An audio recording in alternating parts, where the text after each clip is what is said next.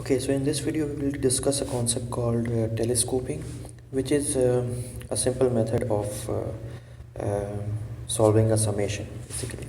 So let's say we have a sum which has j is equal to, let's say, a to b, and then we have terms like m of j minus m of j minus 1. So note that the indices of these two terms are consecutive. So j minus 1 or j, and we are taking the difference. So let's expand it. So we start from a, we say m of a minus m of a minus 1 plus. Second term is m of a plus 1 minus m of a. Third term is m of a plus 2 minus m of a plus 1. Okay, and what will be the last term? So last term will be m of b minus m of b minus 1. Okay, so now note that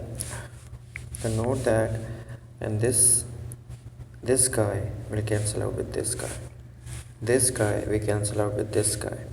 M of a plus 2 will cancel out in somewhere here. So every term will cancel out.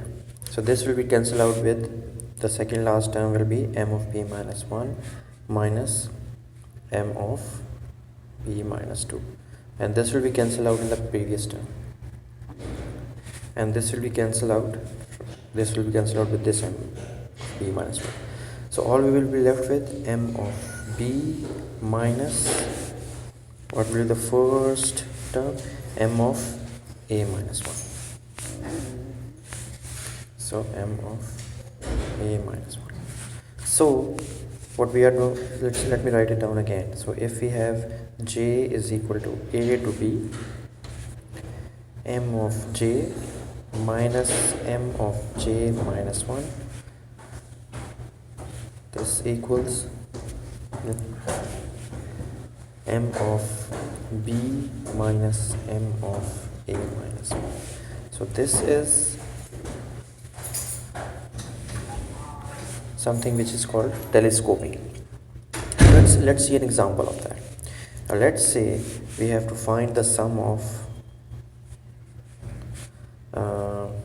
first n odd numbers. Okay, now let's start with this. Now we have, let's say, m of j, this is equal to j squared, and m of j minus 1 will be obviously what? J minus 1 squared.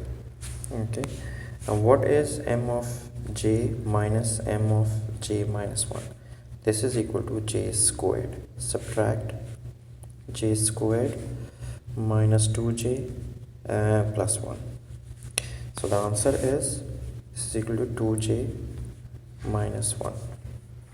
Okay, what is our lower limit? So what is our lower limit and what is our upper limit? Our lower limit is 1. Okay, and then how many odd numbers we are taking? We are taking n odd numbers. Okay, so our upper limit is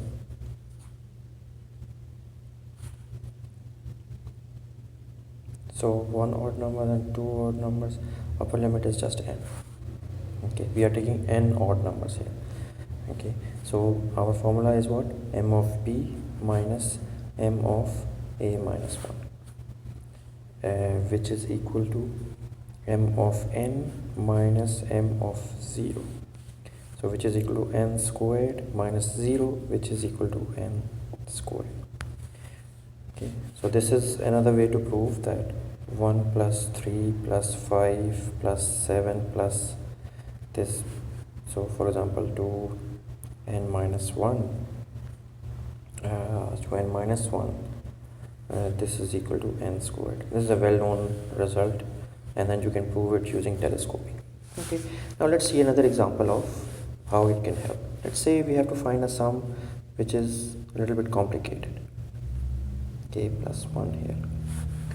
Okay, so then this is k is equal to 1 to n.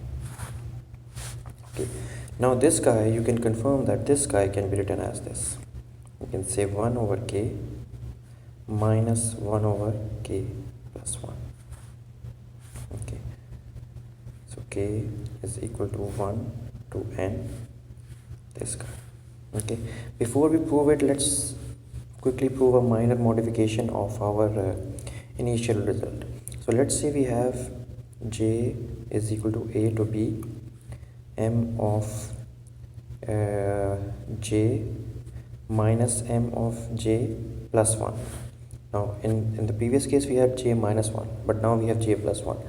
Now note that they are still consecutive. I mean, j plus 1 is, you know, successor to j, and j minus 1 is a predecessor of j. Okay, immediate.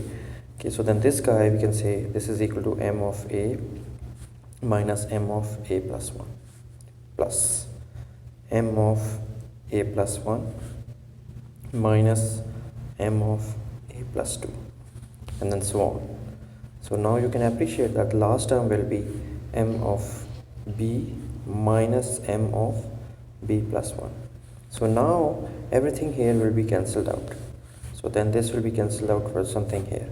Okay, so then, and this will be cancelled out with something here.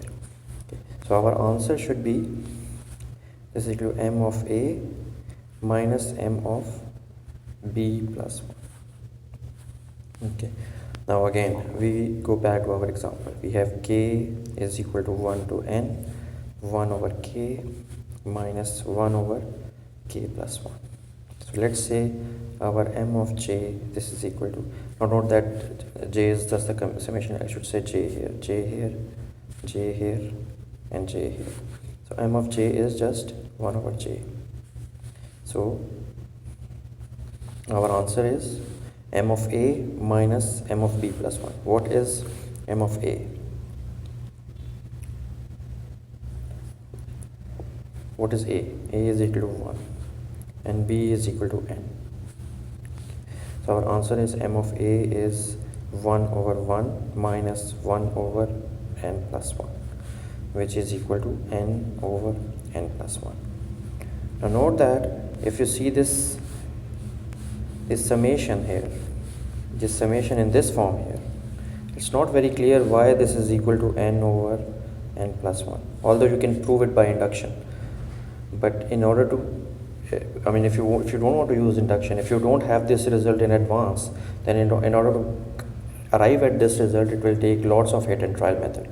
But using telescoping and using this splitting of this term into two fractions, you can immediately come into arrive at this result. So this is about telescoping, and there are many summations which you can solve using this method, and I think it should, if a student knows this, then it is a good addition to his his skill set, his tool set of solving many problems.